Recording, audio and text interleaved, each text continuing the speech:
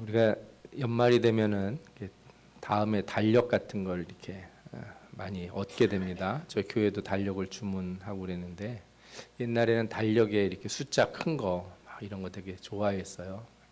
그리고 생일 같은 것도 달력 받으면 동그라미 빨갛게 막 쳐놓고 이렇게 하자고 그랬죠. 근데 요즘은 다 핸드폰 쓰시니까 달력에 약속이나 생일들을 표시해 놓는 일이 옛날 같지는 않은 것 같아요. 제가 좀 찾아보니 조선시대에는 달력을 아무나 만들어서 배포하면 안 됐다고 합니다. 일종의 정부 관행물이라서 관상감이라고 하는 기관에서 달력을 제작해서 나눠줬다고 해요. 그리고 사적으로 달력을 제작하거나 배포하는 사람은 사형에 처했다 하는 그런 규정이 있었다고 합니다. 그래서 조선시대 달력이 우리 지금 쓰는 달력과 똑같을까 이런 궁금증이 생기더라고요. 그래서 좀 찾아봤는데 그렇지는 않은 것 같아요. 12달이 있긴 한데 그 12달 안에 24절기를 넣어가지고 세분화를 합니다. 15일 간격으로 달력 표시가 돼 있다 이렇게 얘기들을 하더라고요. 그 다음에 12달도 음력 12달이라서 윤달이 자주 생기잖아요. 그래서 뭐 어떤 해는 13달인 달도 있고 그런 거죠. 그러다가 언제부터 우리 서양식 달력을 썼나 그랬더니 1984년, 그러니까 1894년 가보개혁 여파로 그 뒤에 몇 년 뒤인 1896년에 서양식 달력을 쓰기 시작했다고 합니다.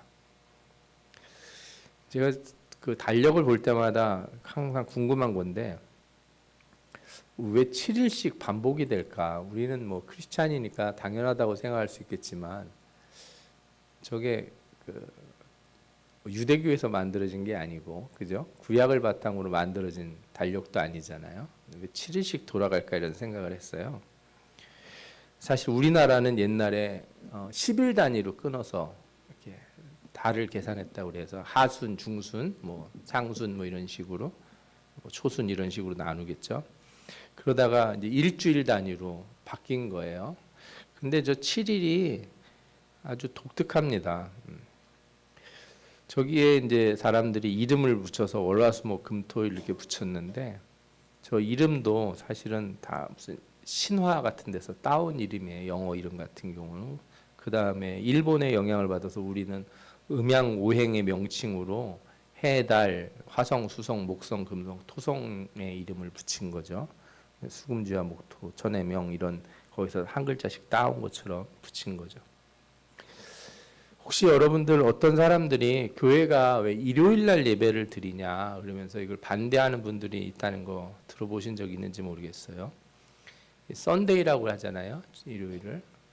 이게 로마 시대 때 태양신을 섬기는 날이다. 그래서 안식일인 토요일 날 지켜야지 왜 일요일 날 예배를 드리냐 막 이렇게 막 반대를 하는 사람들이 있어요. 그런데 좀 이상한 논리예요. 왜냐하면요, 토요일도 영어로는 세러데이 이렇게 부르잖아요. 이 세러데이가 농업의 신 사투르누스에서 따온 거라고 합니다. 그러니까 토요일 날도 다른 신이 또 있어요. 그러면은 뭐 월요일, 화요일로 옮기면 좀 나은가 그랬더니 아닙니다. 월요일은 달의 여신이고, 화요일은 전쟁의 신, 수요일은 신들의 왕 오딘, 목요일은 벼락의 신 토르, 금요일은 사랑의 신 프리야, 뭐 이런 이름이 다 붙어 있는 거예요. 그러니까 어떤 요일로 옮기든지 그 논리를 피면 다 안 되는 거예요. 좀 이상한 논리와 짧은 지식과 단편적인 생각으로 신자들을 혼란스럽게 하려고 하는 거 여러분들이 그렇게 귀담아 듣지 마시기 바라고, 또 우리는 일요일을 일요일이라고 부르지 않고 주일이라고 부르지 않습니까? 그래서 이날이 주님의 날임을 선포함으로써 이 문제를 어떻게 해결하는지 우리가 잘 보여주고 있다고 생각해요. 여러분들이 혹시 이런 이야기로 신앙을 혼잡스럽게 하는 사람들을 만나거든 그 사람들의 얘기에 말리지 않기를 바랍니다. 우리가 이렇게 창조에서 7일이라고 하는 개념을 보게 되는데 저는 이 7이 되게 독특하다고 생각해요. 이 7일 단위로 돌아가기 때문에 한 달이 이렇게 4주나 5주 딱 떨어지지가 않고 해마다 같은 날도 요일이 바뀌어요. 그죠? 그러니까 이게 왜 이렇게 번거롭고 복잡한 걸 쓸까 하는 생각이 들잖아요. 우리가 십진법을 쓰는데 십진법하고도 안 맞고, 또 우리 시계 같은 건 60진법을 쓰죠. 12, 60에서 딱 끝나게 돼 있잖아요. 그러니까 이 60진법하고도 안 맞아요. 그래서 이 7이라고 하는 반복되는 주가 되게 어색한 거예요. 그래서 서양에서도 이걸 바꿔보려고 한 사람들이 있습니다. 역사를 보면 프랑스 혁명 이후에 그 공화력이라는 게 등장을 했는데 이 7일 단위를 바꾸려고 했다는 거예요. 또 소련도 매년 날짜가 똑같은 요일에 들어가게 하려고 일주일을 8일짜리를 만들기도 했다고 그래요. 하여튼 이상한 달력들이 꽤 있었어요. 그런데 다 안 쓰이고 이렇게 우리가 지금의 달력을 쓰고 있어요. 이렇게 오래됐다는 거는 일주일 단위가 신앙적으로도 되게 중요하고 이게 하나님의 어떤 창조 섭리에 잘 맞는다 이런 생각을 하게 돼요. 그래서 저는 오늘 이 창조에 나타난 6일 동안 하나님이 일하시고 또 마지막 날 안식하신 것, 이것이 무슨 의미인지를 좀 여러분들과 같이 나눠보려고 이런 얘기들을 먼저 꺼내봤습니다. 먼저 여러분들이 이 창조에 대해서 생각할 때 가장 먼저 떠올리셔야 되는 건 뭐냐면 하나님이 일을 하셨다는 거예요. 오늘 성경 말씀에도 나오는데 하나님이 그가 하시던 일을 일곱째 날에 마치시니 그가 하시던 모든 일을 그치고 하는 표현이 나와요. 그러니까 하나님이 노동을 하셨다는 거죠. 일을 하셨다. 여러분들 일이라고 하는 게요, 인간이 죄를 져서 시작한 게 아니고 처음부터 이렇게 이 창조 세계 가운데 드러난 하나님의 뜻이라는 거예요. 많은 사람들이 이렇게 우리가 죄를 져서 일을 하기 했다. 그래서 일하는 건 저주와 같다 이렇게 생각하는 생각들을 해요. 그런데 성경에 보면 우리가 죄를 짓기 이전에 하나님께서 아담을 부르셔서 뭐라고 말씀하셨냐면 여호와 하나님이 그 사람을 이끌어 에덴 동산에 두어 그것을 경작하며 지키게 하시고 하는 말씀이 2장 15절에 나오거든요. 그러니까 만들어질 때부터 일을 하도록 일거리를 줬어요. 그러니까 아무 일도 안 하고 빈둥거리며 노는 건 인간의 본연의 삶이 아닌 거예요. 창세기 1장에도 분명히 나오죠. 그죠? 생육하고 번성하여 땅에 충만하라, 땅을 정복하라, 모든 생물을 다스리라 이렇게 말씀하셨어요. 그러니까 이 말씀들이 가르치는 바가 다 뭐냐면 노동이라고 하는 거, 일한다는 게 자연스러운 것이고 인간 창조의 본연에 맞는다는 거예요.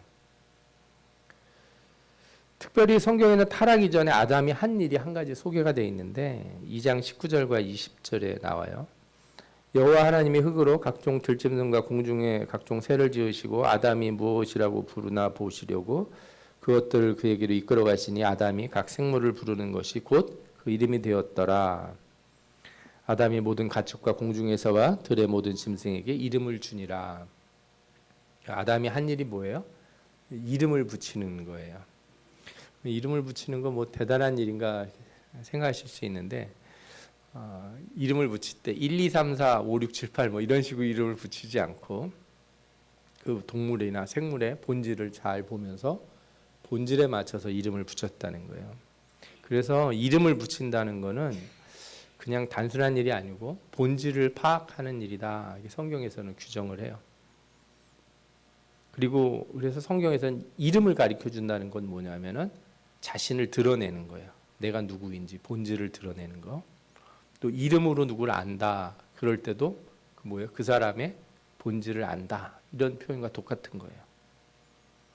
그래서 모세가 호렙산에서 하나님을 처음 대할 때 나를 보내시면 저 사람들이 저 이스라엘 백성들이 나를 뭐라고 말할지 모르겠습니다. 나를 보내신 분을 뭐라고 소개하면 되겠습니까?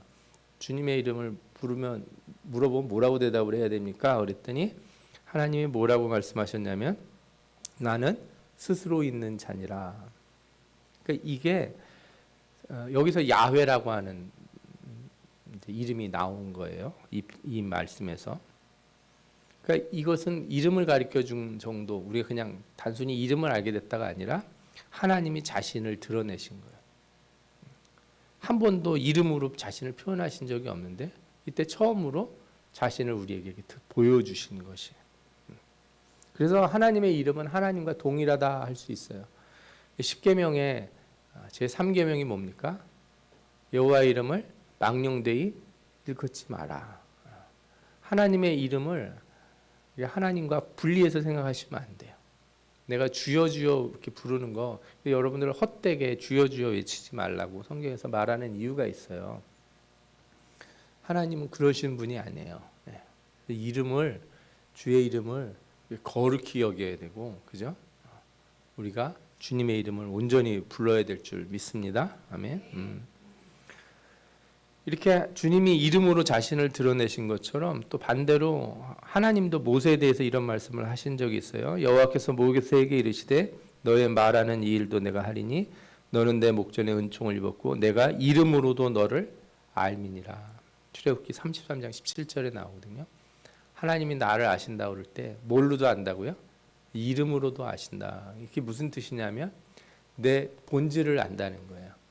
겉으로 드러난 내 외모나 내 외형을 아는 게 아니라 심령, 내 마음 깊은 곳을 안다는 거예요. 그래서 기도할 때 주님이 내 이름을 부른다 이런 응답을 받으면은 진짜 눈물이 막 쏟아지고 어떻게 말을 할 수가 없는 거예요. 왜냐하면 그 이름을 불렀다는 것 자체가 나를 아신다는 큰 의미를 갖기 때문에 그래요.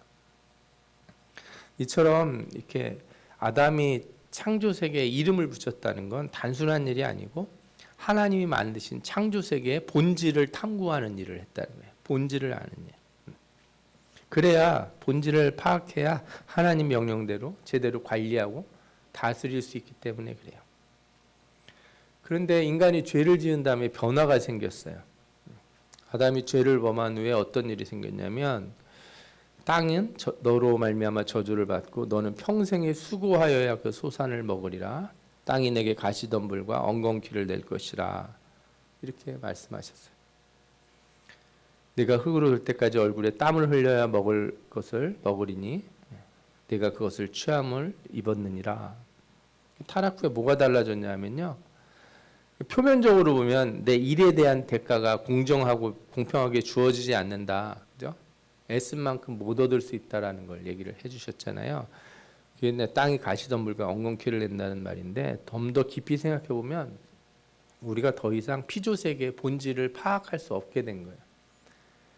그래서 나는 매번 똑같이 한 것 같은데 농사가 잘 되기도 하고 안 되기도 하고 세상에 돌아가는 이치를 알 수가 없는 거예요.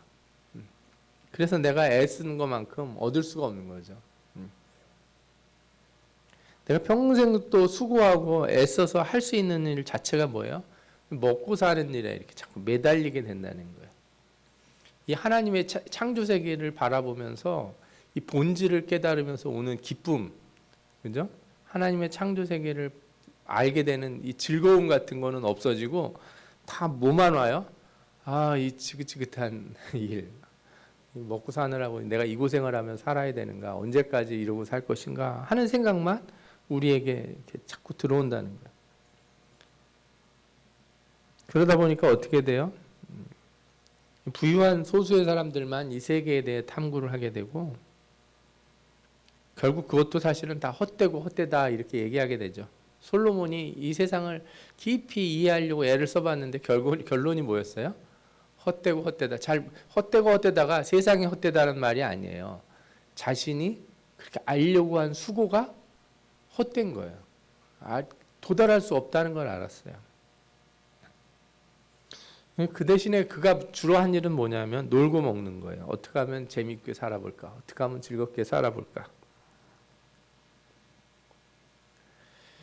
그래서 이 세상이 죄를 지은 다음에 어떻게 바뀌었냐면 일을 하기 싫어하면서 또 일을 해야만 하는 역설적인 상황에 놓였어요. 그리고 그런 상황이 인간의 악을 더 크게 만들었다는 거예요. 거짓과 속임, 착취, 억압이 다 어디서 나타나냐? 일에서 나타나고 일하는 것을 피하고자 하는 사람들의 악한 마음에서 나타나는 거예요. 역사적으로 인간은 노동에 매여 있어요. 사실 제대로 쉬지도 못하고 일을 하며 살아온 게 인간의 역사거든요. 그리고 자신들이 일한 거는 대부분 권력자들이나 부자들이 다 가져갔죠. 참된 일, 노동의 참된 기쁨을 이렇게 느껴본 사람들은 극히 드물어요. 그러다가 요즘은 변화가 많이 생겼죠. 예. 좀 쉬는 날이 늘어났지 않습니까? 저 어렸을 때는 제가 직장 갔을 때도 토요일 날 근무를 했거든요. 처음 회사 들어갔을 때 아이들도 토요일 날 학교를 갔었고, 그러다가 이제 주 5일 됐잖아요. 일주일에 이틀을 쉴 수가 있어요. 근데 요즘은 뭐라 그래요? 주 4일 근무해야 된다. 3일은 쉬어야지 어떻게 사람이 이틀 쉬고 일하냐. 저는 그 6일 동안 그렇게 늦게까지 일하고도 주일날 예전에 아침에 일찍 일어나서 옷을 차려입고 교회와 예배드리고 가시는 많은 성도들이 있었는데, 요즘은 이틀을 더 놀게 되고 또 3일도 더 놀 수 있으면 다 뭐라고 얘기하냐면, 주일날 예배만 안 드리면 연속으로 놀 수 있는데, 다 이런 얘기를 하는 거예요. 그래서 좀 사람이 이렇게 더 놀게 돼서 마음이 하나님을 향하는 건 아니구나, 이런 생각을 하게 돼요. 아니 이제 앞으로는 미래에는 이제 로봇이나 AI가 막 나오게 되면 매일 놀고 살았으면 좋겠다 이렇게 생각하는 사람들이 많아요. 실제로 그런 일이 일어날 거다 이런 생각들도 하고요. 그러나 여러분, 일이 없는 삶은 행복한 삶이 아니에요. 우리가 추구해야 될 바도 아니에요. 그렇다고 앞에 있는 목사가 노동시간 늘리자고 얘기하는 그런 사람은 아닙니다. 오해는 하지 마십시오. 우리가 해야 될 일을 찾아야 돼요.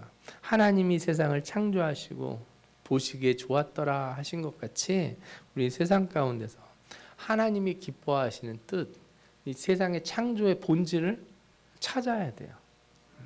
그게 우리가 해야 되는 가장 중요한 일이에요. 그러니까 그런 거를 찾지 못하는 사람들, 그러니까 여러분들 하나님의 뜻은요, 교회에 와서 이 성경 말씀으로만 깨달아지는 게 아니고요, 여러분들이 일터에 나가서 세상 가운데 살면서도 하나님이 우리에게 가르쳐 주시는 것들을 경험할 수 있어요. 모든 사람이 그렇다는 얘기가 아니라 신자들, 하나님의 말씀을 아는 사람들은 삶 가운데서도 이 세상을 하나님이 어떻게 다스리시는지 본질을 볼 수 있다는 거예요. 그러니까 세상에 나가서 일할 때 억지로 이런 일은 다시는 하고 싶지 않다는 생각만 가지고 살면 아무것도 보이는 게 없고 받아지는 게 없는 거예요. 그냥 먹고 살려고만 일하게 되는 거죠. 그러나 하나님이 우리에게 안식을 주시고 또 나가서 일하라고 하실 때는 그 나름의 본연의 뜻이 있잖아요. 이 세상 가운데서 일하시면서도 하나님의 섭리와 그 뜻을 발견하는 우리 모두가 되어야 될 줄 믿습니다. 이 시대 많은 사람들, 특히 저는 젊은이들이 꿈을 잃고 목표를 잃고 일하지 않고 일자리도 찾지 않는 이런 젊은이들이 참 많다는 뉴스를 듣고서 안타까운 거예요.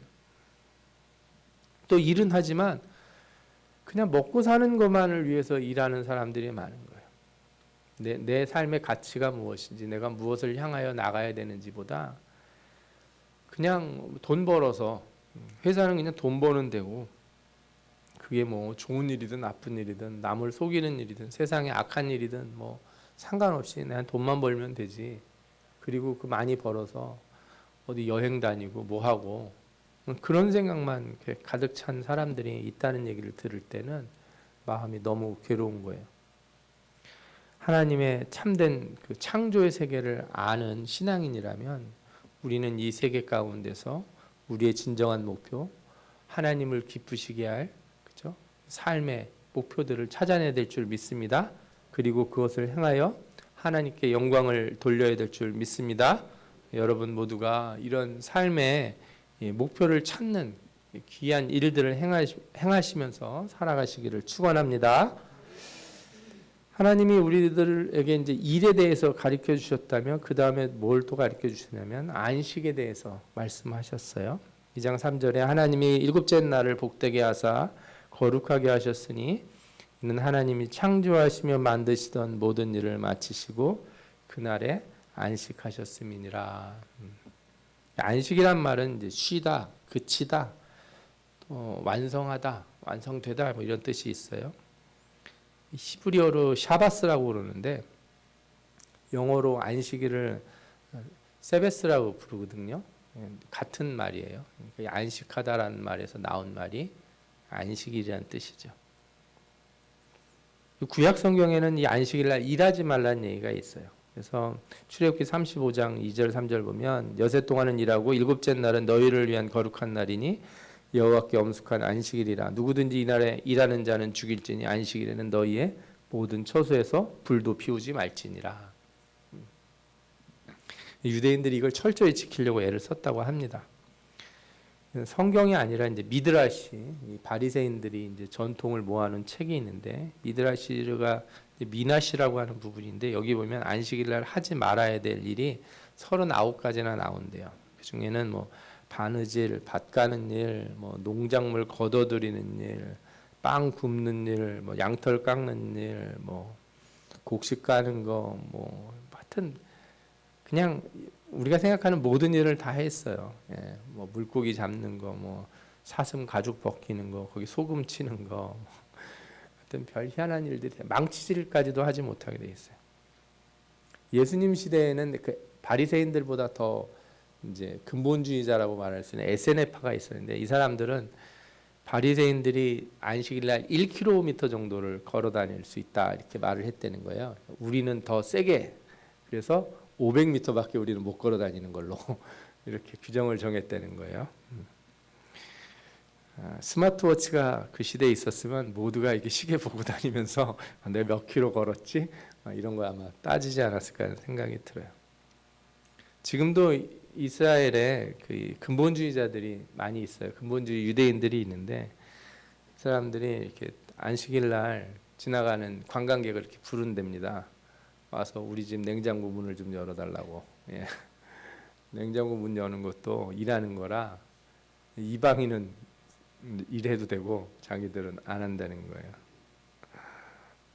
좀 웃기죠? 하여튼 그 정도로 일을 하지 말아야 된다고 생각을 해요. 그러나 여러분들 안식이라는 건 이렇게 문자적인 이해를 해서 되는 게 아니에요. 예수님도 이런 거를 분명히 가르치셨어요. 안식일에 일하지 말라는 건 개인의 유익이나 자신의 즐거움을 위해서 일하지 말라는 거지 생명을 살리는 일, 하나님의 일을 하는 것, 영적인 일을 추구하는 것 이런 것을 하지 말라는 뜻이 아니다 이거예요. 그래서 예수님은 안식일에 병을 고치시고 귀신을 내쫓으시고 이런 말씀을 하셨어요. 예수께서 저희에게 이르시되 내 아버지께서 이제까지 일하시니 나도 일한다 하시매. 그러니까 안식이라고 하는 말은 아무것도 안 하고 그냥 이렇게 바닥에 들러 누워가지고 빈둥거리는 게 안식이 아니에요. 안식은 일하는 거예요. 안식의 본질이 뭐예요? 안식은 영적인 세계를 추구하는 것이 안식이에요. 그러니까 하나님이 제7일 안식하셨다는 것은 물질의 창조를 그치시고 영적 세계 가운데 계셨다는 거예요. 그래서 우리는 안식일에 해당하는 거룩한 주일에 무엇을 해야 하는지 생각해 볼 수 있어요. 예전에는 그저 이 주일날 뭐 가게 가지 마라, 주일날 어디 뭐 하지 마라 이런 식으로만 얘기를 많이 했는데 무엇을 해야 하는지가 더 중요한 문제라고 생각해요. 6일간이 창조세계의 본질을 알아가는 거라면 안식일에는 하나님의 영적 세계에 알아가는 일을 해야 되는 거예요. 다시 말하면 하나님을 알고 그에게 예배하고 그의 영광을 돌리고 또 많은 영혼들을 살리는 일을 해야 된다는 거죠. 주님이 병자를 고치시고 사람을 살리셨던 것처럼 우리도 영혼을 살리는 일을 해야 되는 시간이 바로 안식의 날, 주일에 우리가 해야 되는 일인 줄 믿습니다. 아멘.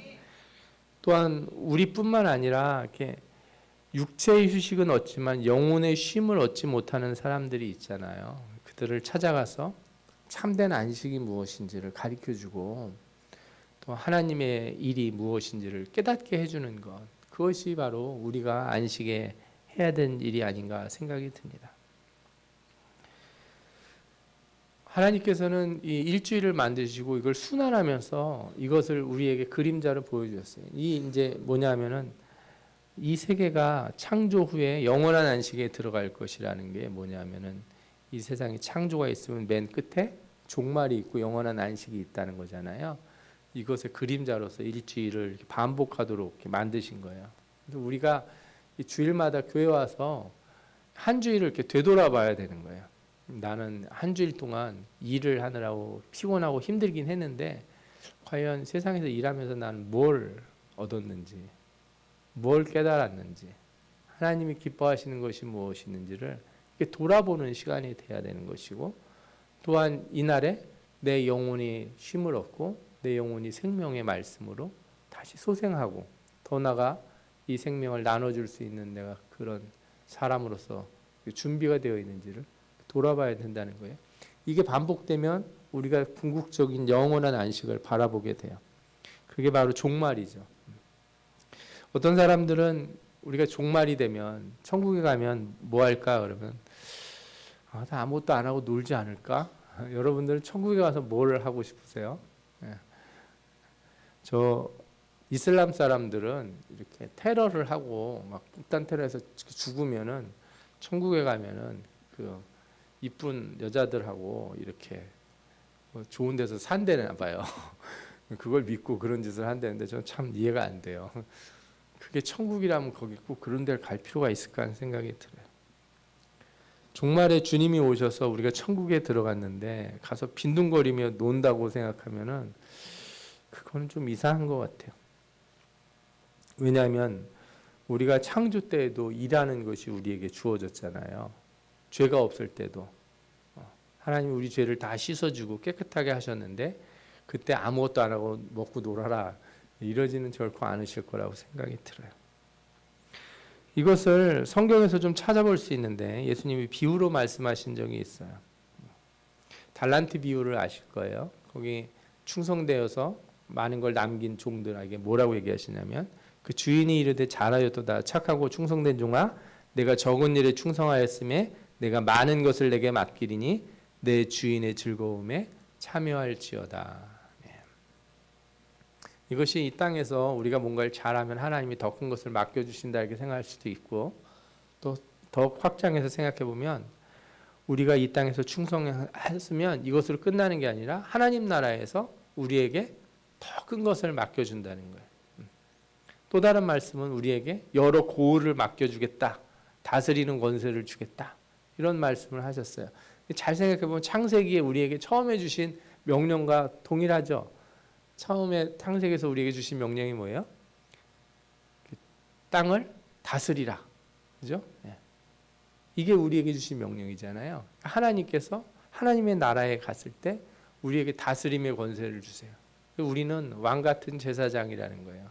하나님의 나라에 그 왕이신 예수 그리스도와 함께 우리가 그 나라를 다스리는 자리로 간다는 거죠. 그러니 뭐겠습니까? 우리에게 일이 주어진다는 거예요. 세상과 다른 점이라는 건 뭐냐면은 이 일이 고통스럽고 괴롭고 짜증나고 먹고 살려고 억지로 하는 일이 아니라는 거예요. 천국에서의 일은 즐거운 일이고 기쁘고 본질을 아는 일이니까 일에 행복이 올라오는 거예요. 진짜 이 세상에서도 그런 경험을 조금씩 할 때가 있는데 뭐 예를 들어 저 같은 경우는 말씀을 읽다가 이렇게 깊은 걸 깨닫고 그러면은 기분이 너무너무 즐겁고 행복하고 좋지 않습니까? 이렇게 오랫동안 기도하던 분들이 교회 나오고 이러면 기분이 좋아요. 물론 어느 날 또 안 오시고 그러면은 이렇게 마음이 이렇게 싱숭생숭해지기도 하지만 그런데 천국에서는 이런 뭐라고 그럴까 출렁거림이 없이 온전함만 우리에게 주신다는 거예요. 얼마나 기쁘겠어요. 그 영원한 날 동안 아무것도 안 하는 게 아니라 우린 끊임없이 무엇인가를 해요. 그리고 그것을 하나님 앞에 영광을 돌리는 거예요. 그 일로. 그죠? 달란트를 남긴 자들이 와서 주여 내가 이렇게 일해서 남겼습니다. 보옵소서 이렇게 내밀었던 것처럼 하나님의 나라에선 우리가 하는 모든 일을 통해서 하나님 앞에 다시 나가서 주님 너무너무 기쁩니다. 즐겁습니다. 내 주님의 영광을 위해서 한 일을 보옵소서. 이렇게 행복하게 있을 거라는 거죠. 그리고 거기서 일할 때는 나만 일하고 하나님은 그냥 가만히 계시는 게 아니라 성경에 말씀하신 것처럼 내 주인의 즐거움에 참여할지어다. 내가 노력하고 애쓴 것이 하나님에게만 다 가는 게 아니고 그 즐거움에 나도 어떻게 돼요? 동참한다는 거예요. 이게 세상 가운데서도 사실이 있어요. 신자가 진짜 인생에서 하나님의 말씀대로 살며 깨달으며 일을 하면 나만 고생한 게 아니고 내 그 일을 통해서 나도 뭘 느껴요? 삶의 기쁨을 느끼잖아요.